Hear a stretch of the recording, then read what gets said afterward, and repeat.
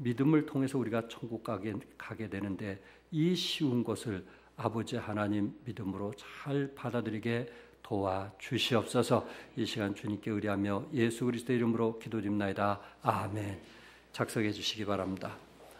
오늘 여러분과 함께 라합을 구원하시는 하나님이라는 제목을 가지고 말씀을 나누기 원합니다.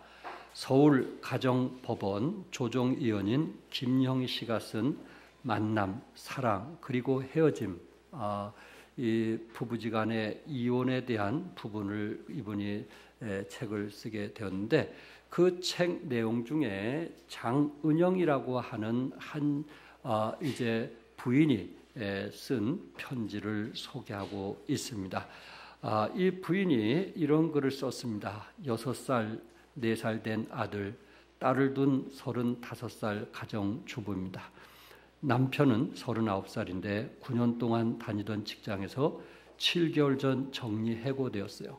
하루아침에 직장을 잃은 남편은 한동안 괴로워하다가 마음을 잡고 직장을 구하려 여기저기 다니더니 여의치 않자 이제는 집에만 있으면 온갖 신경질을 부리고 화가 나면 안 하던 손찌검까지 합니다. 직장 구하기가 하늘의 별 따기만큼 어렵다는 것을 잘 알고는 있지만 날마다 집에서 빈둥거리며 놀고 있는 남편을 보면 속이 터져 미칠 지경입니다.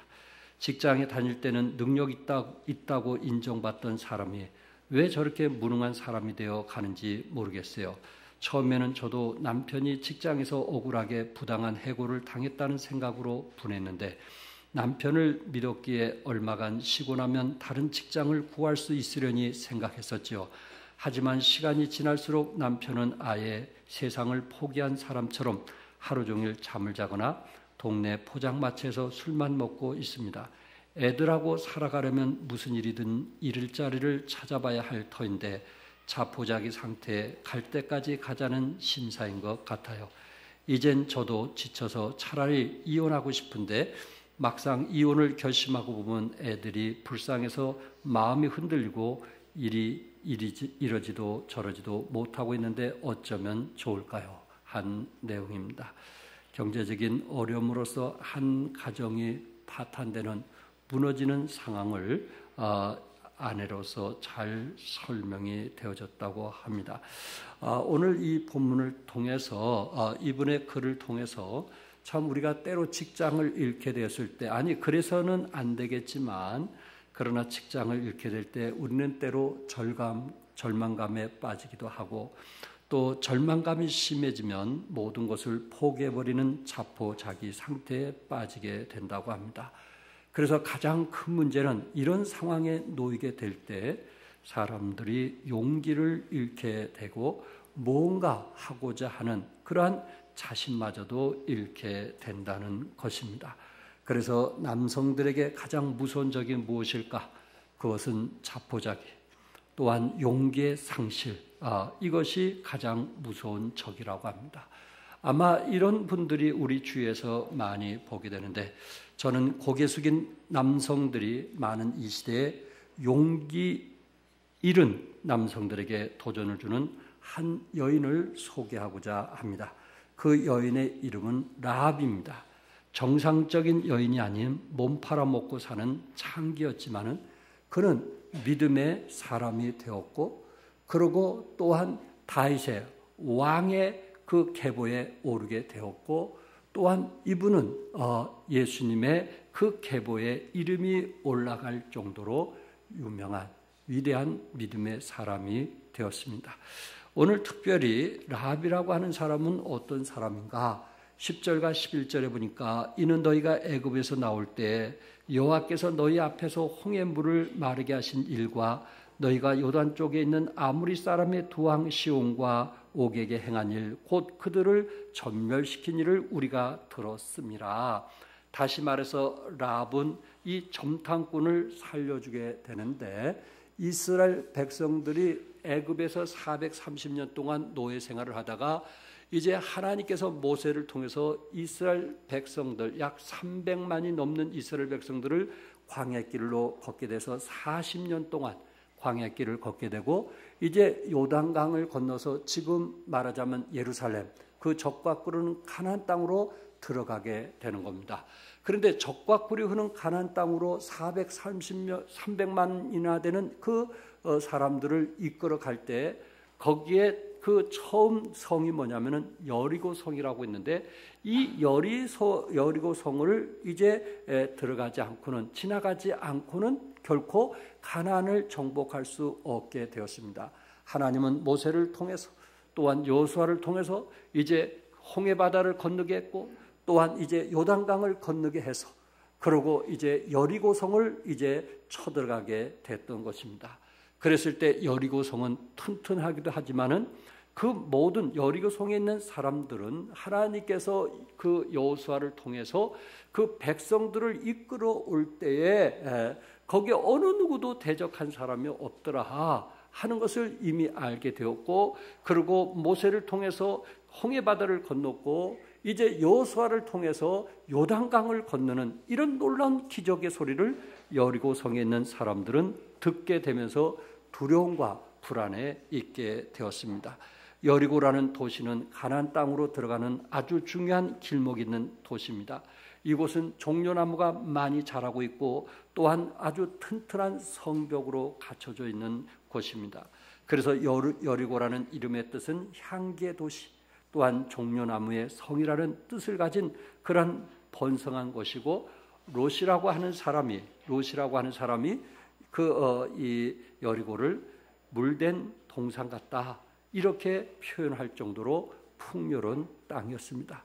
아마 무역이 발달되고 산업이 발달하고 또 향락 사업이 발달하다 보니까 여기에 기생나업, 성경에 보니까 이제 기생의 일을 통해서 생활을 유지하는, 이분이 자기 집을 가지고 있는 것을 보니까 성경에 기생 라합의 집이라고 했으니까 아마 그 당시에 연숙이나 또한 이제 여관이나 이런 것을 하면서 음식과 술을 팔면서 몸을 파는 라합의 여인을 우리는 보게 되는데, 어떻게 이렇게 술집에서 일하는 접대하는 여인이 믿음의 가문이 될 수 있을까? 라합은 믿음의 가문의 여인도 아니고 예배를 드려본 적도 없고 기도해 본 적도 없고 그는 오로지 우상 숭배에 찌든 사람인데 예수 믿고 천국 갈 수 있는 조건은 하나도 갖고 있지 않음에도 불구하고 이가 어떻게 왕의 족보에, 이방이면서도 왕의 족보에 실리기도 했고, 그리고 예수님을 낳게 하는 그 족보에 이름이 기록될 수 있었느냐 하는 것입니다. 이 여인은 이미 이스라엘 백성들이 요단강을 건너서 여리고성을 쳐들어올 때 여리고성이 무너질 것을 잘 알고 있었습니다. 그래서 여리고성을 무너뜨릴 때 두 점탕꾼을 이제 여호수아가 보내게 되었는데, 자기 그 술집에 온 그 두 점탕꾼, 그가 여리고성에 없는 사람인 것을 알고 이 여인은 이 두 점탕꾼을 숨겨 주었던 것입니다. 어떻게 보면은 쉽게 이야기하면 간첩을 응익하는 죄를 범하고 만 것입니다. 자기 민족을, 자기 동족을 배반하는 이적 행위를 하고 있는 것입니다. 자신의 민족을 버린다 할지라도 이 라합의 여인은 그 하나님, 어떤 신보다 더 강한 하나님을 선택했던 아름다운 믿음을 우리는 보게 됩니다. 왜냐하면 여리고성에 있는 사람들은 그 11절 우리 같이 한번 읽겠어요. 다 같이 시작. 우리가 듣자 곧 마음이 녹았고 너희로 말미암아 사람이 정신을 잃었나니 너희의 하나님 여호와는 이로는 하늘에서 아래로는 땅에서도 하나님이시니라.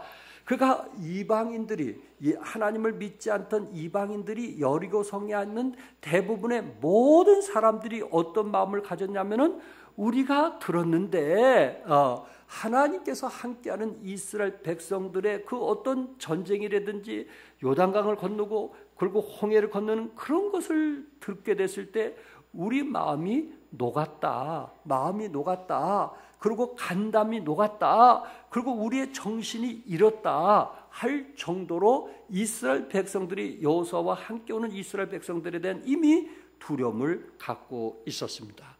그런데 그 많은 사람들 중에 대부분 다 두려움만 가질 뿐이지 하나님을 믿는 이스라엘 백성을 선택한 사람은 누구였냐면은 기생 라합이라고 하는 그 여인, 그 한 사람만 오로지 하나님을 선택을 했다는 것입니다. 바클레이 같은 사람은 이렇게 얘기했어요.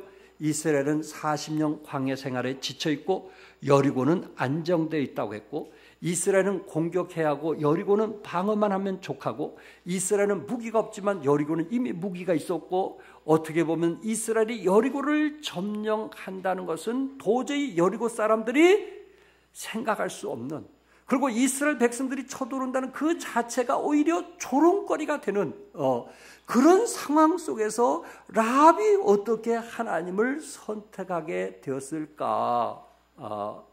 당시 여리고 사람들은 볼 때, 군인들은 볼 때 이스라엘 사람들이 홍해나 요단강을 건넜다 할지라도 그들은 무기 없이 어떻게 우리를 쳐들어올 수 있겠는가라는 생각을 가지는 그 상황 속에서 라합이 어떻게 터닝을 해서 하나님을 선택하고, 그리고 여호수아가 믿는, 이스라엘 백성이 믿는 하나님을 선택했겠는가 하는 것입니다. 많은 사람들이 두려움에 떨고 아무것도 할 수 없다고 생각할 때 라합은 낙심하고 좌절하고 절망하기보다는 자기가 믿었던 우상보다 더 크신 하나님께 마음을 들여지는 것을 보게 되는 것입니다.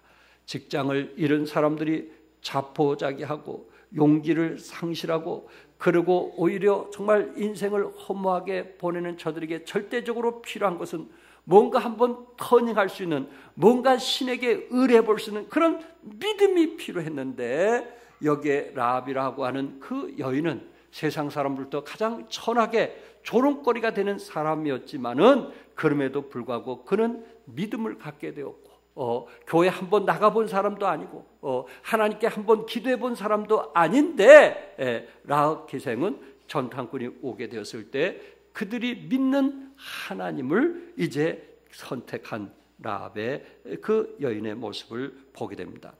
라합은 여리고성의 원주민입니다. 여리고성은 옛날부터 금성철벽이라고 하는 별명이 붙은 정도로 매우 튼튼한 성이었습니다. 당시 군사력으로 비교해 볼 때 이스라엘 군대는 여리고 군대에 비해서 오합지졸에 불과했어요. 430년 동안 애굽에서 종살이하다가 기적적인 방법으로 애굽을 탈출하여 40년 동안 광야에서 고생하다가 이제 겨우 요단강을 기적적으로 건넌 그들에게는 군사훈련을 제대로 해본 적이 없었습니다. 그리고 여리고성은 성벽이 이중으로 되어 있는데 외벽의 두께가 2m고 내벽의 두께가 4m나 되는 두터운 성이었어요. 외벽과 내벽 사이에 5m의 간격을 두어 설령 외벽이 무너진다 할지라도 내벽이 다시 버티고 있기 때문에 쳐들어온다는 것은 감히 상상조차 할 수 없는 그런 강한 성이었어요. 여리고성 사람들은 아무도 자기들의 견고한 성을 무너뜨릴 수 없고, 여리고성이 자기들을 안전하게 보호해줄 것을 믿고 있었음에도 불구하고 이 라합 기생 여인만큼은 하나님께서 저들과 함께 하시기 때문에 이 성은 곧 무너질 것이라는 생각을 갖게 되었고, 그리고 점탕꾼으로 왔던 그 두 사람을 보호해주는 라합의 선택을 우리는 보게 됩니다. 여러분, 우리가 믿었던 신을 내려놓는다는 것, 우리가 믿어왔던 신을 포기하고 더 크신 하나님을 믿는다는 것, 결코 그것은 쉬운 일이 아닐 것입니다. 그러나 라합은 교회를 다녀본 적도 없고 11조를 들어본 적도 없고, 그리고 봉사해 본 적도 없고, 그리고 그는 예배를 드려본 적도 없었던 라합의 여인이었지만은 그는 두 전탕꾼을 선택함을 통해서, 자기보다 더 크신 하나님을 선택함을 통해서 믿음으로 구원받은 놀라운 역사가 일어나게 되었던 것입니다. 결코 쉬운 일은 아닐 것입니다. 저희 교회에서는 며칠 전에 우리 여무슨 할머니, 우리가 잘 알고 있는 91세에 이제 하동에서 세상을 떠났습니다. 우리 정한기 선생님도 하동에 모셨는데 하동에 이제 저희들이 모시고 돌아오게 되었습니다. 91세 할머니, 저희 교회 한 25년 이상 다니셨던 분입니다. 그래서 저희 집사님과 성도들이 같이 가서 정말 장례식을 아름답게 하고 돌아오게 되었습니다. 그 할머니가 가장 어렵고 힘들 때 하동에서 이제 자식들과 손주를 데리고 이 서울에 올라오게 되었을 때 너무 힘들고 어려울 때입니다. 그런데 손주들이 여기 그때 유치원에 있을 때 두 손주가 교회를 다니게 되었고, 그리고 우리 또 이제 진호와 또 누구죠? 그 딸도 이 교회 같이 경진도 같이 다녔어요, 유치원에. 그러면서 한창 그 아이들이 신앙생활, 지금은 우리 교회 두 분이 전도사님이 있었어요. 그때 손주 어릴 때 6살, 7살 때 우리 유치원에 나오면서 이 자녀들이 믿음의 생활을 한 거예요.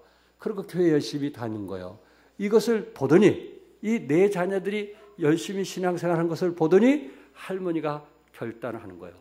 늘 불상을 모시고 섬겼고 자기 나름대로 어떤 신을 믿어왔는데 자기 손주가 믿는 그 신앙을 보더니 자기 손주들이 잘 되기 위해서 자기가 믿는 신앙을 딱 버리고 딱 돌이켜서 저희 교회에 나오기 시작했습니다. 제가 처음 신방 갈 때 목사님, 우리 애들은 교회 나갈지 모르지만 저 교회 안 나갈 겁니다. 제가 믿는 신이 있습니다. 제가 믿는 신은 더 강합니다. 그렇게 아주 강하게 얘기하십니다. 경상도 분이거든요. 굉장히 강하게 얘기했어요. 그런데 어느 날 저에게 목사님, 제가 다 정리했습니다. 그리고 제가 우리 손주가 믿는 하나님을 믿기로 결심했습니다. 얼마나 고민했겠어요. 얼마나 고민했겠어요. 3, 40년 배고픈 시절에 6.25 시절에 그 배고픈 시절을 지내왔던 그 모친께서 자기의 모든 것을 내려놓고 하나님을 믿는다는 것은 결코 쉬운 일이 아니었을 것입니다. 그러나 그분이 예수 믿고 돌아가시기까지 후회해 본 적이 없고 마지막 장례식을 저에게 부탁을 해서 저희들이 하동에 내려가서 장례식을 하게 되었습니다. 라합의 여인처럼 정말 아름다운 여인이었어요. 여문순 할머니는 아름다운 여인이었어요. 자기 손주의 그 믿음을 보고 자기의 생애를 올인했기 때문에 그렇습니다. 저는 장례식에서 그 손녀들에게 얘기했어요. 여러분들이 이 믿음을 끝까지 가질 때 우리 모친께서 여러분을 위해서 선택한 이 신앙이 후회하지 않을 것이라고 이야기를 했습니다. 사랑하는 성도 여러분, 내가 어떤 믿어왔던 신을 내려놓는다는 거 결코 쉬운 일이 아닙니다. 그러나 라합은 그렇게 했습니다. 그는 비록 기생이고 다른 사람에게 조롱과 비난을 받는 여인이었지만은 그러나 하나님이 자기가 믿는 신보다 더 크다는 사실을 인정하게 되었을 때 여리고성의 그 수많은 사람들은 그 여리고성 자체를 믿고 의지했지만은 라합의 기생은 배운 것이 없고 그리고 남들보다 아는 것은 없지만은 내 자식과 내 가족들을 위해서는 하나님을 믿어야겠다는 그 결단, 내 가족은 구원해야 되겠다는 그 결단을 통해서 결국은 믿음으로 구원받게 된 것입니다. 두 정탐꾼을 살려주게 되었을 때 그리고 그 주 정탐꾼을 이제 성 바깥으로 내보낼 때 한 가지를 청한 겁니다. 이 성이 무너질 때 우리는 살려줘야 되지 않겠느냐, 그렇게 요청을 했던 것입니다. 12절에 그러므로 이제 청하노니 내가 너희를 선대하였은즉, 내가 너희를 이렇게 살렸은즉 너희도 내 아버지의 집을 선대하도록 여호와로 내게 맹세하고 내게 증표를 내라, 내게 증표를 달라고 이야기를 했던 것입니다. 라합은 그러니까 정말 믿음으로 그 두 점탕꾼을 살려줬고 내가 너를 살려줬으니 우리에게 그 증표를 내라고 했어요. 이럴 때 두 점탕꾼이 뭐라고 그랬어요? 우리가 여리고성을 무너뜨릴 때 너희 집 창문 밖에 빨간 줄을 내려놓으라. 빨간 줄을 내려놓으라. 그러면 너희 집에 모인 모든 가족, 네가 최대한으로 다 모을 수 있는 모든 사람들은 네 집에 있는 모든 사람 내가 다 살려주겠다고 약속을 하고 돌아가게 되었습니다. 여기에 라합은 이 사람들을 살려주면 자기 생명과 내 가족들이 구원받을 수 있다는 생각을 가졌기 때문에 그 증표를 달라고 저들에게 부탁을 했던 것입니다. 여기에 붉은 줄을 매고 이 붉은 줄이 뭘까? 초대 교부들은 이 붉은 줄이 그리스도의 보혈을 상징한다고 말하고 있고, 또 많은 학자들이 이 붉은 줄은 예수 그리스도, 이 땅에 오셔서 십자가에 피 흘려 죽으신 예수님의 피를 의미하고 있다라고 말하고 있습니다. 아니, 그렇게 해석이 안 된다 할지라도 이스라엘 민족이 출애굽할 때 바로 왕이 마지막까지 이스라엘 백성들을 내놓으려고 하지 않게 되었을 때 하나님께서 마지막 애굽의 장자들을 죽게 하는 겁니다. 10장의 마지막 애굽의 장자들을 모두 다 죽게 하는 겁니다. 그 대신 이스라엘 백성들은 문설주에 문에다가 양의 피를 뿌려놓은 사람들은 어떻게 됐어요? 그 집은 장자를 죽이지 않고 뭐 했어요? 지나가는 거예요. 넘어가는 거예요. 피를 흘린 그 집에는 장자를 죽이지 않고 넘어가는 거예요. 그래서 결국은 애굽에 있는 모든 사람들은 바로의 왕의 큰아들까지 모두 다 죽음바다가 되었을 때에 바로 문설주에 빨간 피를 흘린 데는 넘어가는, 모두 다 하나님께서 안전하게 보호해 주었던 것을 보게 됩니다. 두 점탕꾼의 약속은 붉은 줄을 내리면 다른 사람은 다 멸망할지라도 그 집은 넘어가겠다는 것입니다. 살려주겠다는 것입니다. 바로 그것이 바로 라합 여인의 선택이요 믿음이었던 것입니다. 히브리서 9장 12절에서 14절은 이렇게 표현을 하고 있습니다.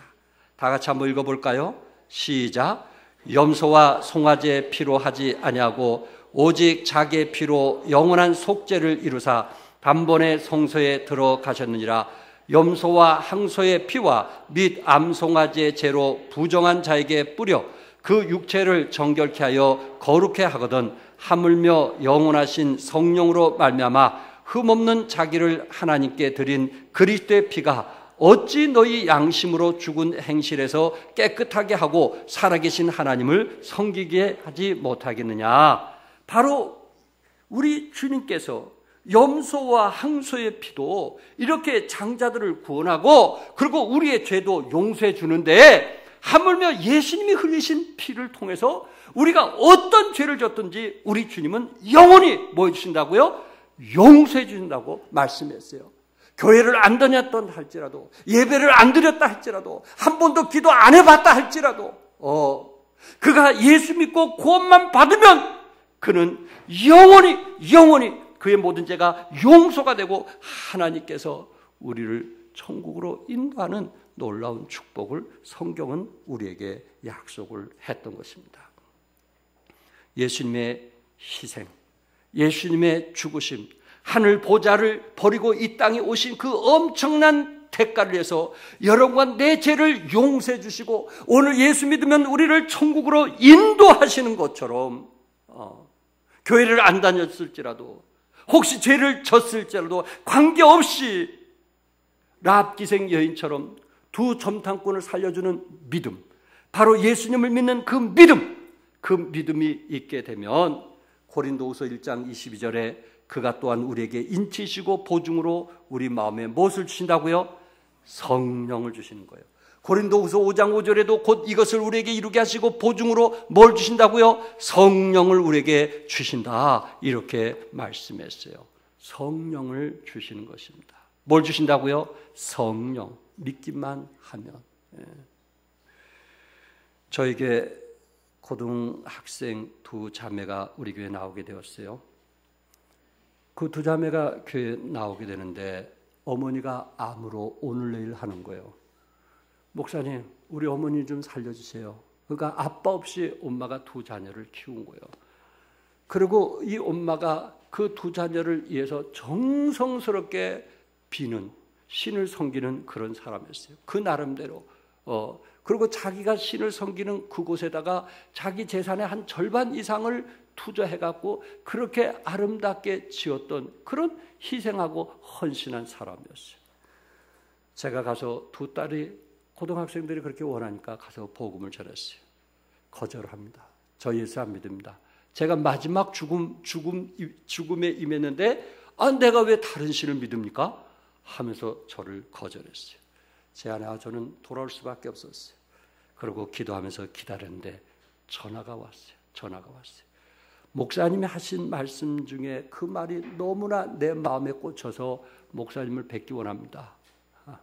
그 말은 뭐냐면 제가 어머니 지금 돌아가시면 두 딸이 가는 곳과 어머니가 가는 곳이 다릅니다. 내가 한 얘기는 그거였어요. 어머니께서 좋은 데 가는지는 내가 모르겠는데 두 딸은 이미 좋은 데 간다고 확신을 가졌습니다. 천국에 간다고 확신을 가졌습니다. 그러니 두 딸이 가는 곳과 어머니가 가는 곳은 다릅니다. 왜? 신이 다르니까. 그 얘기를 했어요. 이 어머니가 밤새도 고민한 거예요. 왜? 지금까지 청춘을 딸을 위해서 다 몸바쳐 살아왔기 때문에, 딸을 위해서 살아왔기 때문에, 남편을 잊고 딸을 위해서 희생해왔기 때문에 그 딸과 헤어진다는 것은, 내세에서 딸과 헤어진다는 것은 도저히 있을 수가 없는, 밤새도록 잠을 못 잤다는 거예요. 목사님이 믿는 신에 대해서 얘기 좀 해달라는 거예요. 그래서 거기서 복음을 전하고 이분이 예수님을 개인의 구세주로 영접했어요. 구원받았어요. 하나님의 자녀가 되었습니다. 그분은 교회 나와본 적도 없어요. 봉사해 본 적도 없어요. 그러나 예수님이 내 죄를 다 용서해 줬다는 것을 병상에서 마지막 믿게 됐을 때 하나님의 자녀가 된 것을 우리는 믿습니다. 사랑하는 성도 여러분, 18절에 뭐라 했어요? 우리가 이 땅에 들어올 때 우리를 달아 내려온 창에 이 붉은 줄을 내고 내 부모와 형제와 내 아비의 가족을 다 내 집에 모으라. 다 내 집에 뭐하라 했어요? 모으라. 이 자매 한 사람 때문에. 다른 사람이 손가락질하는 그런 여인이었지만은, 그러나 이 여인의 선택을 통해서 온 가족들이 구원받는, 그 한 사람을 통해서 구원받는 그런 놀라운 역사가 일어나게 되었습니다. 끝으로 라합은 가족들과 함께 구원을 받게 되는데 6장 22절에서 24절 우리 한번 다 같이 읽겠어요. 다 같이 시작.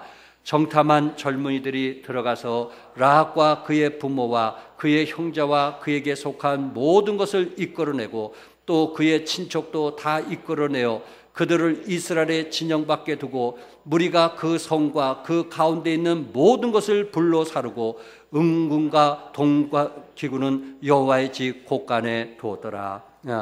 여기에 보니까 여기에 그에 속한 모든 것, 그의 부모, 그의 형제, 누구의 부모와 누구의 형제요?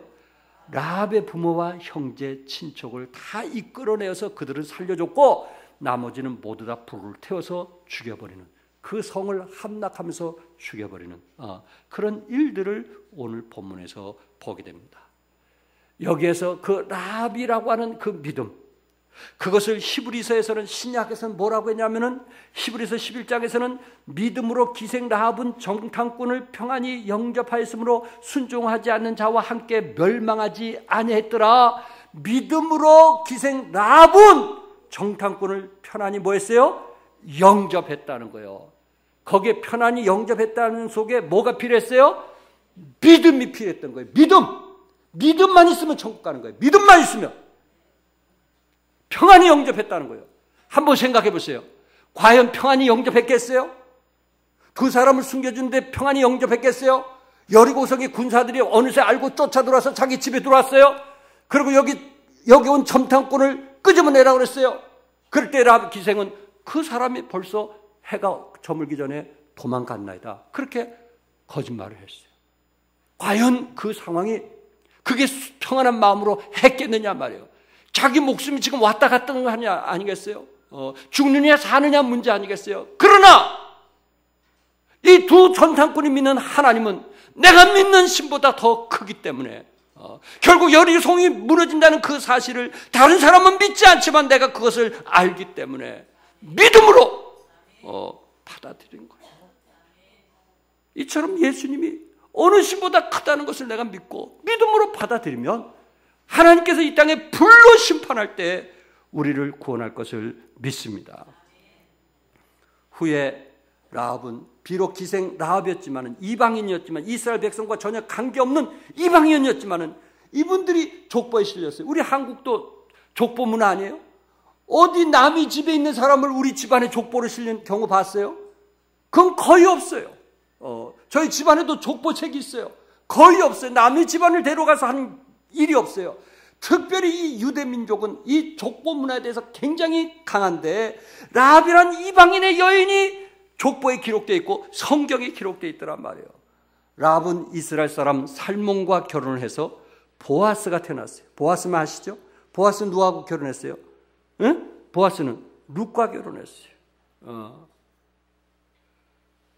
라합은 보아스를 아는 위대한 사람이었고, 보아스를 통해서 다윗 왕이 태어났고, 다윗 왕을 통해서 예수님이 태어나셨어요. 히브리서 11장 믿음장에 사도 바울은 수많은 사람을 설명할 수 있지만 그 중에 믿음의 사람이라는 이름이 16명이 기록되어 있어요. 믿음의 거성, 신앙의 거목, 일꾼의 거인, 이렇게 16명이 기록되는데, 그 16명, 아벨, 에녹, 노아, 아브라함, 야곱, 사라, 이삭, 요셉, 모세, 기돔, 바락, 삼손, 입다, 다윗, 사무엘, 그 중에 누가 들어갔냐면 라합이 들어간 거예요. 대부분 다 남자들이에요. 그런데 사라, 아브라함의 부인 사라와, 그리고 이방인 여인 누가 들어가 있어요? 라합이 들어가는 거예요. 그러니까 사도 바울은 더 좋은 부활을 얻고자 믿음으로 살았던 사람 중에 한 사람이 누구냐면 라합임을 말하고 있고, 야고보서는 행함 있는 믿음을 라합으로 표현을 했고, 여호수아는 라합의 믿음을 칭찬했던 것을 보게 되고, 마태복음에서는 메시아의 믿음을 가진 라합을 칭찬하게 되었습니다. 얼마나 아름다운 믿음일까요? 여러분과 나도 내 상황이 어떻든, 무슨 죄를 졌든, 무슨 잘못이 있든 그와 관계없이 이 순간 우리가 예수님을 개인의 구세주로 영접할 때 우리의 모든 죄가 용서함을 받고 하나님의 자녀가 됨을 믿으시기 바랍니다. 보스턴의 한 보호소에 앤이라고 하는 소녀가 있었어요. 앤이라고 하는 소녀. 엄마는 죽었어요. 일찍 죽었어요. 아빠는 알코올 중독자였어요. 이런 가정이 어디 있겠어요? 알코올 중독자였어요. 앤이는 그 보호소에 자기 동생하고 데리고 들어갔는데 그 동생마저도 그 보호소에서 죽고 말았어요. 앤이라고 하는 소녀는 너무 충격을 받았어요. 그냥 미친 듯이 소리를 질렀어요.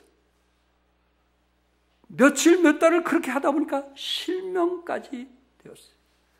앞을 볼 수 없는 이런 비참한 그런 10대 소년이 어디 있겠어요. 실명까지 한 그는 자살을 시도했어요. 그러나 결국 겨우 살았지만 회복 불능 판정을 받고 정신병동 지하 독방에 수용하게 되었어요. 모든 사람은 이 사람을 치료할 수 없다고 포기를 했어요. 그런데 예수 잘 믿는 로라라고 하는 나이 많은 50대 여인이 내가 한번 저 아이를 살려보겠다. 내가 믿는 하나님, 그 하나님을 내가 의지하면서 저 아이를 살려보겠다. 이분은 로라라는 간호사 출신이었어요. 간호사 출신. 그래서 그 정신병동에 찾아갔어요. 그리고 편지도 쓰기도 하고 맛있는 과자도 매일마다 찾아가서 줬는데 늘 거절했어요. 먹지를 않는 거예요. 편지도 받아보지도 않는 거예요. 1년이 지났어요. 또 2년이 지나갈 즈음에 어느 날 보니까 자기가 준 것 중에 초콜릿 하나를 먹는 것을 보았어요. 로라는 너무 기뻤어요. 그 나이 많은 간호사는 너무 기뻤어요. 그리고 또 줬어요. 그날 다음날 보니까 2년째 돼서 2개를 먹고 3개를 먹고 그러면서 대화를 나눴어요. 그런데 이 아이가 말하기 시작하는 거예요. 고맙습니다. 감사합니다. 대화 속에 치료가 되기 시작한 거예요. 회복이 되기 시작하는 거예요. 그러면서 말을 계속 주고받는 거예요. 그 후에 로라는 이 아이가 정상적인 아이라고 해가지고 그 정신병동에서 나오게 되었고, 그리고 그 아이를 학교에 파킨스 시각장애 학교에 입학하게 했어요. 신앙생활하면서 그 눈먼 아이를 시각장애 학교에 보내기 시작을 했습니다. 힘들고 어려움을 늘 같이 했는데 이것을 알고 한 신문사에서 그 소식을 알고 돈 있는 사람이 이 아이의 눈을 뜨게 해주는 개안 수술을 해줬어요. 그래서 이 아이는 눈을 뜨게 됐어요. 그리고 너무 기뻤어요. 얼마나 감사했겠어요. 그리고 학교에서 1등 최우등생으로 졸업을 하게 되었습니다. 어느 날 그가 건강을 차지하고 회복도 하게 되었을 때, 그가 이제 나이가 좀 들어가게 되었을 때 신문을 보니까 보지 못하고 듣지 못하고 말하지 못한 아이를 돌볼 사람 구합니다 라는 신문이 났어요. 결국 자기를 2년 동안 도와주었고 그것을 통해서 자기에게 정말 그 영적인 구원을 받게 되었고 하나님의 자녀가 되면서 자기가 정상적인 아이가 되었다는 그 늘 빛에 눌려 있는데, 내가 이 아이를 돕고 싶다라고 자원했는데 주위에서는 어느 누구도 그를 도울 수가 없습니다. 아마 도중에 하차할 겁니다. 보지도 못하고 듣지도 못하고 말하지도 못한 아이를 어떻게 할 수 있겠습니까? 이럴 때 아닙니다. 저도 그런 사람이었지만은 누군가 하나님의 사랑을 가지고 나를 돌봐주게 되었을 때 내가 이렇게 변화된 것처럼 나도 하나님의 사랑을 가지고 그를 도와주면 할 수 있습니다. 확신을 가지고 도와주게 되었을 때 그 아이는 20세기 최대 기적의 주인공으로 키워냈습니다. 그 아이가 누군지 아십니까? 헬렌 켈러입니다. 바로 그 선생이 조금 전에 말한 앤이라고 하는 여인이었어요. 앤이라고 하는 여인이었어요. 정신병원에 있던 앤이라는 여인이었어요. 그 앤 설리번이라는 그 여인이 자기가 이렇게 치료받고 그리스도 사랑 안에서 회복된 확신을 가지고 헬렌 켈러, 보지도 못하고 듣지도 못하고 또한 말하지 못한 그를 위해서 48년 동안 그와 함께 했어요. 헬렌 켈러는 하버드 대학에 다니게 되었고, 그리고 모든 수업, 모든 것을 이 앤이라는 앤 설리번이 그를 도와주게 되었고, 이는 하나님 안에서 아주 행복한, 그리고 자기가 보지 못한, 듣지 못한, 말하지 못한 그 자체로 인해서 오히려 하나님께 감사하면서 많은 영향을 미쳤던 사람입니다. 헬렌 켈러는 항상 사랑과 희망과 용기를 불어넣어준 앤 설리번 선생이 없었으면 저도 없었을 것입니다. 만약 제가 볼 수 있다면 가장 먼저 설리번 선생님을 보고 싶습니다. 앤 설리번 선생님을 보고 싶습니다. 한 사람의 만남이 그 인생을 변화시키는 것입니다. 한 사람의 만남이 그 가정을 변화시키는 것입니다. 여러분 잘 오셨습니다. 여러분 만물을 창조하시고 우리의 생사복을 주관하신 예수님을 만난다는 것은, 여러분을 인도한 사람보다 예수님을 만난다는 것은 우리에게 가장 큰 기쁨이며 행복이 될 것입니다. 여러분 삶에 이런 아름다운 만남이 있기를 주님의 이름으로 축복합니다. 기도하겠습니다. 오늘 이 시간 잘 오셨습니다. 어떤 이유로 왔던, 저희들은 사실 예수님을 소개하기 위해서 그랬습니다. 여러분들을 위해서 꽃꽂이를 준비했고, 여러분을 위해서 특송을 준비했고, 또 여러분들을 위해서 음식을 준비했고, 여러분을 위해서 대청소도 했습니다. 무엇 때문에? 예수님을 만나도록 해주기 위해서. 그분을 만나면 행복합니다. 그분을 만나면 내 세관에 여러분에게 천국이 약속되어 있습니다. 이런 예수님을 믿어보지 않겠습니까? 혹시 우리 가운데 주님, 저도 사실 교회 다녀본 적이 없습니다. 기도해 본 적이 없습니다. 근데 락기생이 두 점탕꾼을 영접했다면, 영접해서 그 온 가족이 구원받았다면 저도 그렇게 좀 되고 싶습니다. 저도 예수 믿고 구원받고 싶습니다. 예수님에 대해서 잘 알지는 못하지만 그분을 믿으면 천국을 간다고 하니, 그분을 믿으면 내 삶이 변화된다고 하니, 그분을 믿으면 내 가정이 변화된다고 하니, 내가 인위적으로 정말 잘 살아보려고 애썼지만 내 힘으로 된 것이 지금까지 된 것이 하나도 없습니다. 이 시간에 나보다 더 크신 하나님을 믿기 원합니다. 저를 도와주십시오. 혹시 성령께서 그렇게 마음에 감동이 있으시면 손을 들어 펴주시기 바랍니다. 위에서 기도하겠습니다. 저도 예수 믿고 하나님의 자녀